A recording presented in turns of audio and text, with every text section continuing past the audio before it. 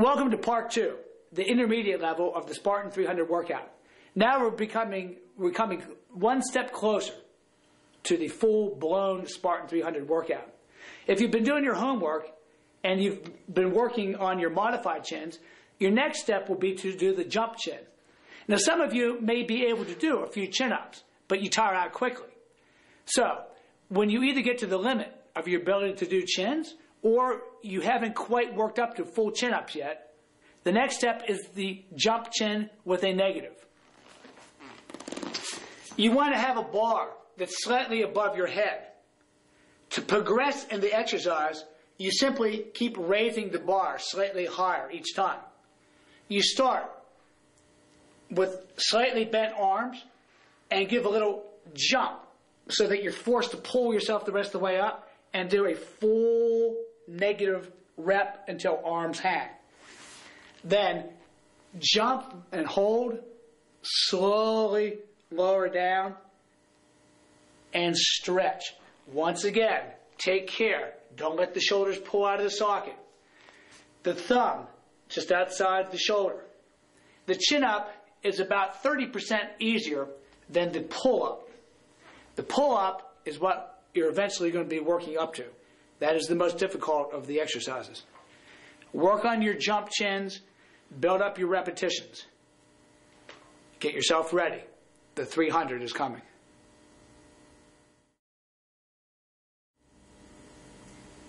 Our second exercise in the 300 series is the push-up. In the beginner phase, you learn how to do pivot point push-ups and should have built your stamina and your upper body strength so that you are now ready for the next advance. We're going to start in a regular push-up position. We're going to drop. We're going to shift to the left, shift to the right, and come up. That's one repetition. Slowly lower. Notice that my shoulder is over my fingertips. The pit of my arm is forward, the point is back. Feet, hip width. I'm literally pulling myself down with my lats. Now I shift my weight to my left hand, shift my weight to my right hand. I come up. On the next repetition, I pull myself down. I shift my weight this time to the right, then the left, and back up. This is the sister movement to the jump chin and negative.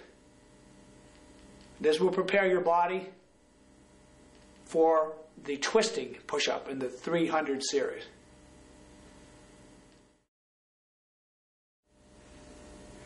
Part of the Spartan 300 workout is mobility and athleticism, as I pointed out in the beginner series. One of the most athletic movements that also works hips, thighs, heart and lung, and spinal mobility and flexibility is the deck squat. Most people have great difficulty doing a deck squat in the beginning. I'm going to show you in the intermediate series 2 progressions to get you there.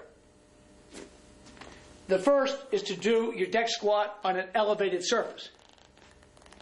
I exhale and rock my hips forward, roll back, and exhale and come up.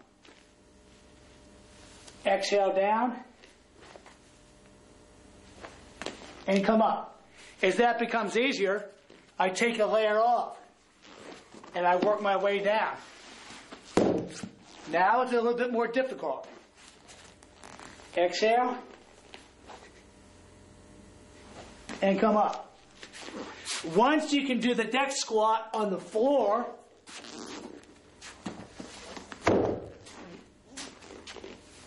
exhale, and you can even use your hands in the beginning to cheat. Your next step is to do it with a shoulder stand and a plow.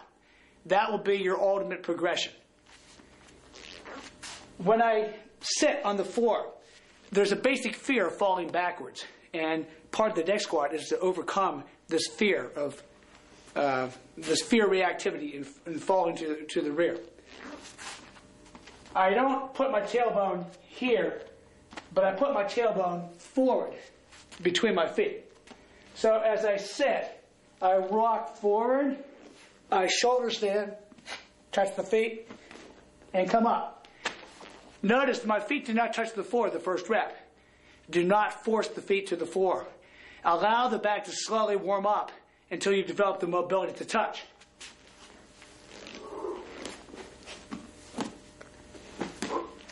There's a 2-breath cycle. Inhale, exhale. Inhale, exhale. And rock. Shoulder stand. The deck squat, the common mistake is for people to roll and just bring the legs over and touch. The ultimate deck squat, the way I teach it, is to do the shoulder stand. So that as I rock back, I'm actually in this position, knees bent. Then, as I exhale, the release of the breath, touches the feet, and back up. That is a tremendous developer of every muscle in your lower body. Very strong abdominal influence, very strong flexibility, very cardio, as you can tell from just the way I'm breathing right now. It also teaches you to breathe while in motion, which is a boon to any martial athlete or martial artist. The deck squat.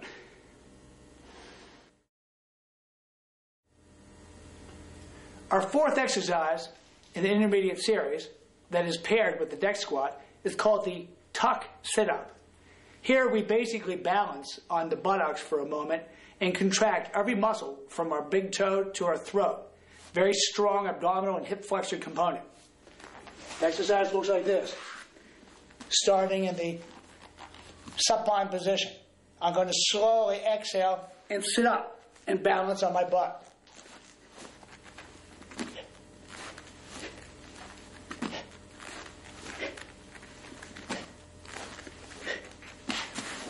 Very difficult. Notice if my timing was just a little bit off, I'll be out of sync. So you got to develop a timing and a rhythm with the tuck sit-up. The bodyweight row is the fifth exercise in the intermediate series. If you remember in the beginner series, we did the bodyweight row with bent legs.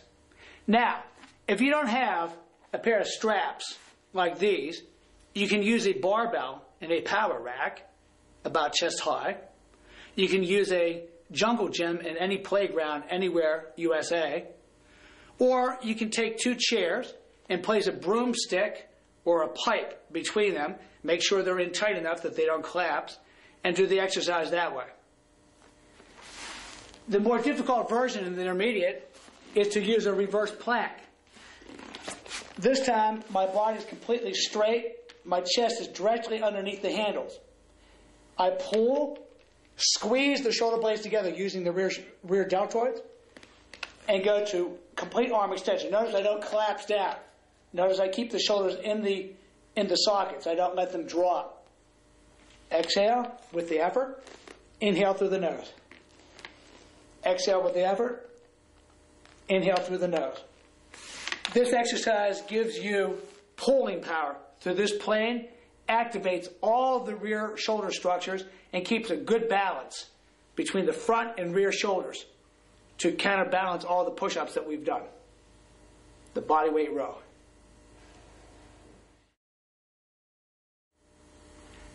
This is the 6th exercise in the intermediate series, the dive through. If you remember, we went to the knees in the beginner series. Now you should have built the strength and stamina that you no longer need to put your knees in the floor. It resembles very closely a Hindu push-up with one big difference. We bend the knees before each rep. This is your classic Hindu push-up. And recock. The difference is the bending of the knees, which makes this exercise a little bit more difficult. So in the dive through, I bend the knees. Notice when I bend the knees, I don't come forward, but my butt goes back. My hands and shoulders do not move. Now I dive through, and I recock. That's one rep. Sit back, dive through. Chin, chest, belly, look up, and recline. Very strong lat component, but my hamstrings, my thighs, definitely heart and lungs. All of the exercises, if you notice, have a common theme. Full body exercises with emphasis on certain muscle groups. The dive-through push-up.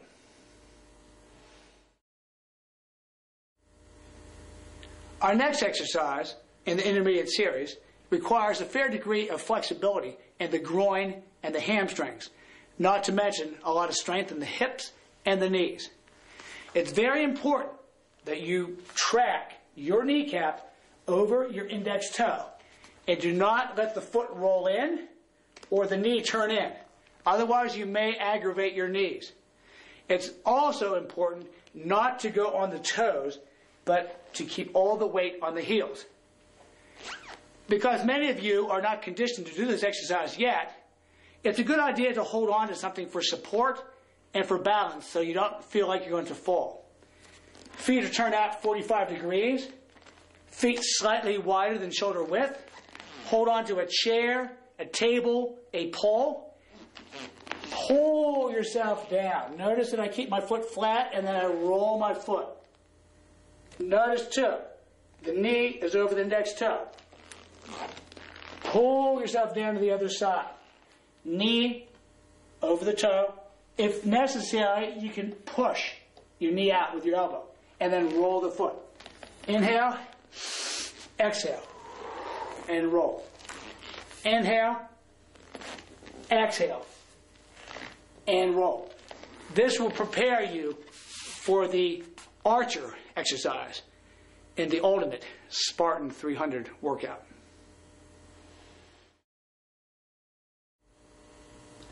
This is number 8 exercise in the intermediate series. It's called the alternating knee to elbow. Some people refer to it as the bicycle exercise.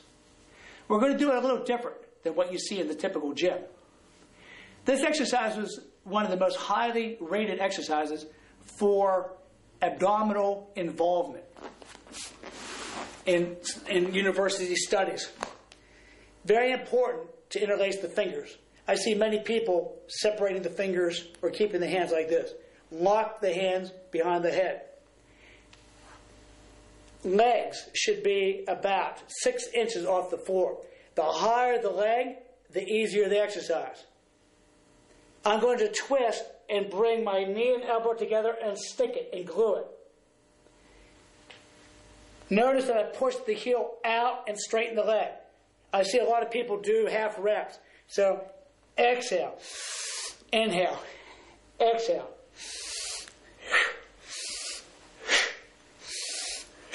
Notice I touch the head to the floor.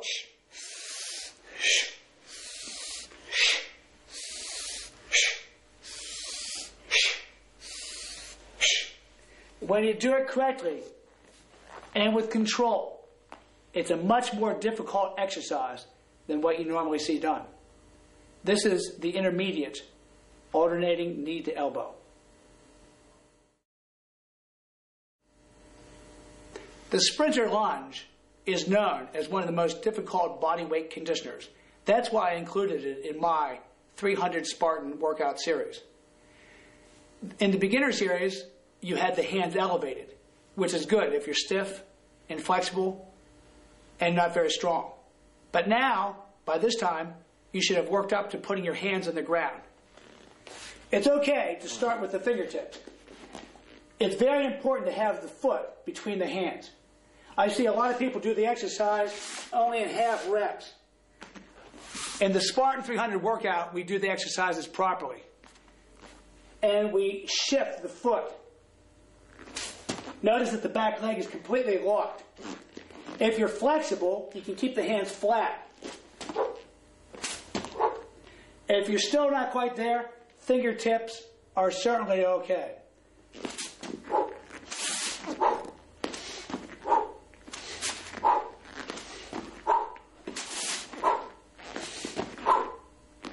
Very difficult exercise, both wind and muscular-wise.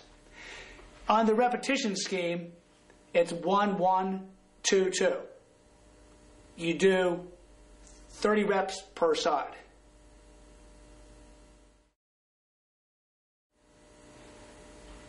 As part of our agility and athletic training, we end with number 10, the complete squat thrust with a push-up. In military circles, it's known as the 8-count bodybuilder.